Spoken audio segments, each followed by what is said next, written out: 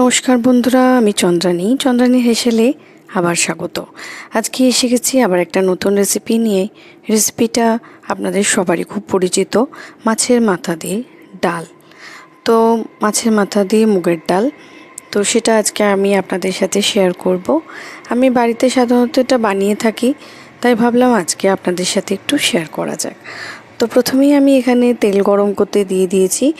মুড়োগুলোকে আমি একটু এখানে ভাজা করে নেব, তাই জন্য। তো তার সাথে আমি একটু ফোড়নও এখানে দিয়ে দিলাম। একেবারে তেজপাতা দিয়ে দিয়েছি দুটো, এবং তার সাথে দিয়েছি গোটা জিরে ফোড়নের জন্য। এখানে আমি 5 থেকে 6 চামচ মতো তেল নিয়েছি। একবারে এই তেলেই মুড়োটা ভেজে তেলটা তুলে রাখবো না, যেটুকু তেল অবশিষ্ট থাকবে তাতেই আমি ডালটা রান্না করব। তো দিয়ে দিলাম দুটো শুকনো লঙ্কা, এরকমভাবে অর্ধেক করে। শুকনো লঙ্কাটা একটু যেই কালচে হয়ে যাবে, সঙ্গে সঙ্গে কিন্তু আমি যে মাছের মাথাটা আছে সেটা অ্যাড করব। তো দেখুন, মাছের মাথাটা এখানে আমি অ্যাড করে দিয়েছি। মাছের মাথাটা মোটামুটিভাবে একটু হালকা ভাজা হয়ে যাওয়ার পরে, এক পিঠ মোটামুটি ভাজা হয়ে গেছে, এবার ওই পিঠটায় দিয়ে আরেকবার করে নেড়ে নিচ্ছি। নাড়াচাড়া করে নিয়ে তাহলেই হয়ে যাবে। তো আমি এটা তো মাঝে মাঝেই বাড়িতে বানিয়ে থাকি, জানি না আপনারা বানান কিনা, নিশ্চয়ই বানান। এটা তো মোটামুটি একটা বেশ বাঙালির একটা খুব ভালো একটা রেসিপি। মানে ভাতের সাথে খাওয়ার জন্য মাছের মাথা দিয়ে মুগের ডাল, এটা সত্যি। একটা টমেটোকে এরকমভাবে হাফ করে আমি কেটে এখানে দিয়ে দিয়েছি। তো টমেটোটা দেওয়ার পর দিয়ে দিচ্ছি হলুদ গুঁড়ো, তার সাথে দিয়ে দিচ্ছি সামান্য পরিমাণে গরম মশলা গুঁড়ো, দিয়ে দিচ্ছি চিনি স্বাদ মতো। আপনারা যে যেরকম চিনি খান সেরকম চিনি ইউজ করবেন। দিয়ে দিলাম স্বাদ মতো নুন বা লবণ, যাই বলতে পারেন না। এবার একটু মশলাটাকে কষিয়ে নেব। তার সাথে দিয়ে দিচ্ছি আদা রসুনের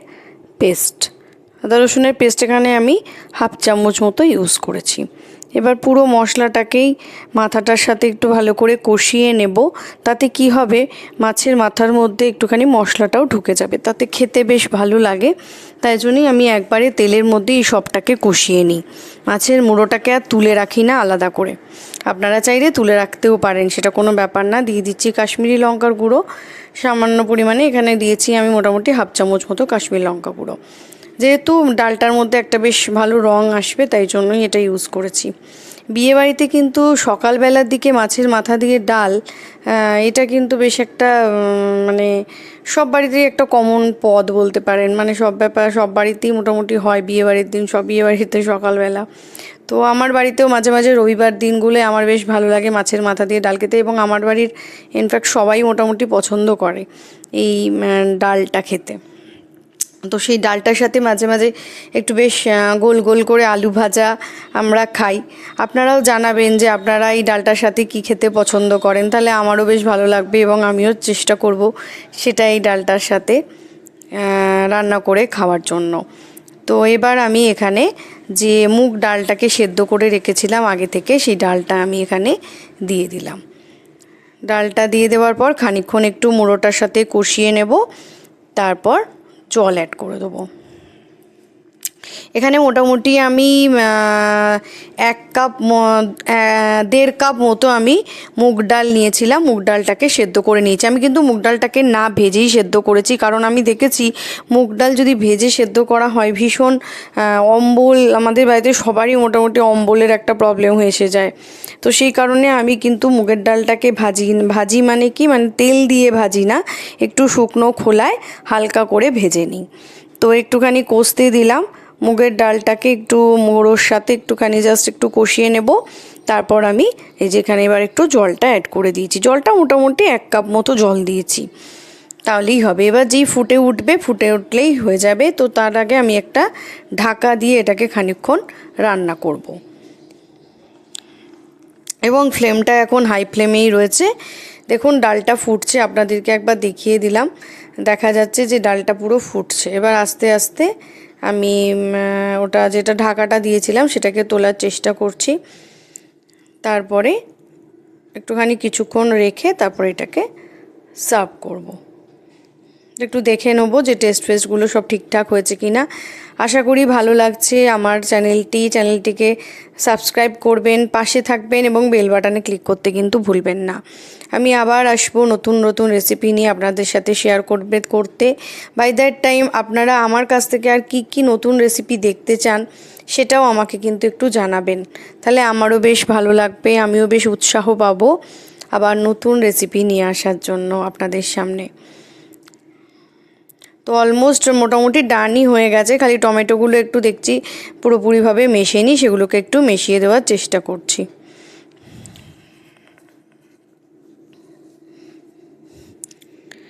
ডালটা ফুটে গেছে, এবার ডালটা ফুটে গেলেই আমরা কিন্তু এটাকে পরিবেশন করব। তো আশা করি আপনারা আমার চ্যানেলটির রান্নাগুলো দেখছেন এবং অবশ্যই আপনাদেরকে তো বারবারই বলি আমি, কমেন্টে জানাবেন কেমন লেগেছে। এবার আমি এটাকে তুলে, দেখেন এরকম দেখতে হয়েছে, এবার আমি এটাকে তুলে একটা জায়গায় সার্ভ করে দিচ্ছি। এরকম একটা সাদা বাটিতে সার্ভ করে দিয়েছি, তাতে কি হয় দেখতে বেশ ভালো লাগে না, কম্বিনেশনটা বেশ ভালো হয়, হলুদ সাদার কম্বিনেশন, এবং তাতে বোঝা যায় যে ডালটা দেখতে কেমন হয়েছে।